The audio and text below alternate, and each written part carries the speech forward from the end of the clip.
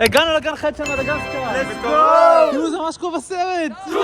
כולם להוזיז את הטוסים! וואי, איזה חמודות החיות פה. יו, תראו מה יש שם! רועי, אפילו הכלב ים מתקלח יותר ממך. יו, זה המפורסם הזה מהטיקטוק. כלב ים! נראה לי אחד הכיפים להיות שם בפנים. תראו אותו! וואי, איזה קול! וואי, מעניין מה איזה עוד חיות יש פה. לא התכוונתי לחיות האלה. יאללה, לפינגווינים! יואו, קבלו! פינגווינים! איזה קול, זה ממדגסקר! איזה קול! וואי, זה עושה דודה לטוס לקוטב הצפוני. זה הפינגווין הגולש!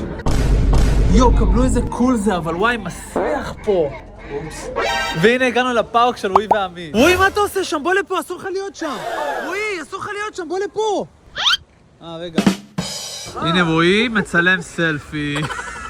טוב, יאללה, רועי ועמית, בואו נמשיך, עוד מעט סוגרים. נו, בואו, מה התיישבתם שם? נו, יאללה, רועי ועמית, בואו נלך כבר. וואו, איזה ציפורניים, מזכיר לי את של רועי. בדוק קוראים לקורל. יואו, זה מאסטר שיפו. נו, צריך אחד כזה בבית. יש לך כבר. לא יודע מי אני. יואו, נכנסנו לתוך ג'ונגל. יואו, תראו איזה קרוב אני. רק שלא ננשך אותי. וואי, הכי מצחיק אם לך תעשה לך קקי. וואי, קצת מלחיץ שמסתובבים פה חיות בחופשי.